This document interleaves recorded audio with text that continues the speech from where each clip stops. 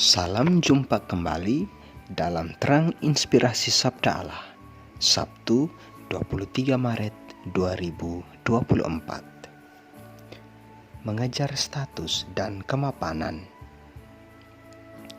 Tak dapat dipungkiri bila pengaruh Yesus sudah semakin menyebar. Banyak orang mulai percaya padanya, pada warta dan karyanya. Kabar tentang Yesus sudah tersiar kemana-mana. Namun, popularitas Yesus ini mengusik kenyamanan dan kemapanan para imam kepala dan orang-orang Farisi. Mereka yang selama ini selalu dipandang sebagai orang nomor satu karena cara hidup dan pengajaran mereka yang sempurna mengikuti hukum Taurat, perlahan-lahan mulai tergeser karena cara hidup dan hukum cinta kasih Yesus yang mulai mengakar dalam hati orang-orang Yahudi. Hal ini tak dapat dibendung lagi. Satu-satunya cara untuk membendung popularitas Yesus adalah dengan menghilangkan sumbernya, yaitu Yesus. Namun, semua ini tentu tak mudah. Banyak orang Yahudi yang berbalik mempercayai Yesus. Membunuh Yesus tanpa alasan yang jelas akan memancing keributan dan semakin menurunkan status mereka di mata orang Yahudi. Maka perlu dicari alasan yang masuk akal dan terkesan suci. Lantas terdapat dua alasan. Pertama, mereka takut bait Allah akan dihancurkan oleh bangsa Roma. Pengaruh Yesus yang semakin besar bisa memancing kedatangan bangsa Roma untuk menyerang Yerusalem dan meredam pengaruh Yesus. Maka bait Allah bisa saja dihancurkan. Alasan yang cukup masuk akal dan suci. Alasan kedua adalah lanjutan dari alasan pertama. Kematian Yesus mampu menyelamatkan seluruh bangsa Yahudi.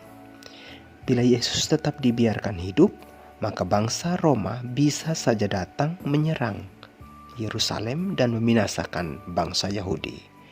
Maka dengan alasan-alasan yang bagi mereka masuk akal dan suci ini, mereka dengan rapi membungkus satu tujuan utama, mempertahankan kenyamanan, kemapanan, dan status mereka di mata orang Yahudi.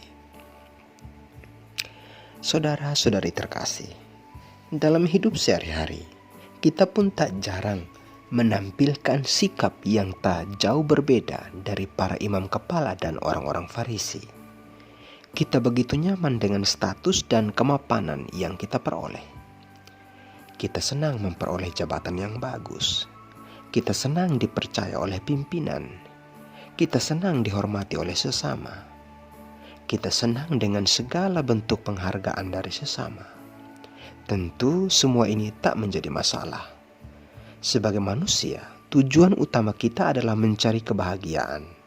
Dan dengan mendapat penghargaan dan penghormatan dari sesama, kita memperoleh kebahagiaan itu. Segala sesuatu yang kita buat atau kerjakan dalam hidup tak lain adalah untuk mendapat pengakuan dari sesama, mendapat tempat dalam masyarakat.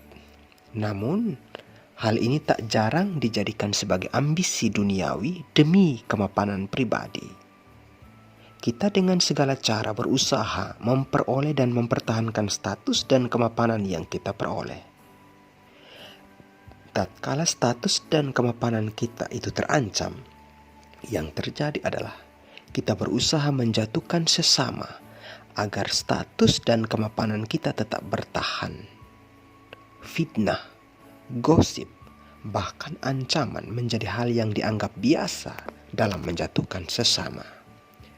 Alasan-alasan dibuat, kabar-kabar disebarkan, tak lain untuk menyingkirkan sesama yang mengancam status dan kemapanan kita. Yesus menunjukkan bagaimana kita seharusnya memperjuangkan hal yang suci dan kekal dari Allah. Status dan kemapanan adalah hal yang baik bila dimanfaatkan untuk kebahagiaan bersama dan kemuliaan Allah. Status dan kemapanan adalah hal yang baik bila tidak dilatar belakangi oleh ambisius duniawi demi kemapanan dan kebahagiaan diri sendiri. Bagaimana dengan kita? Apakah kita selama ini mengejar status dan kemapanan untuk kebahagiaan bersama dan kemuliaan Allah? Atau sekedar memuaskan ambisi duniawi kita untuk kebahagiaan diri sendiri? Semoga. Amin.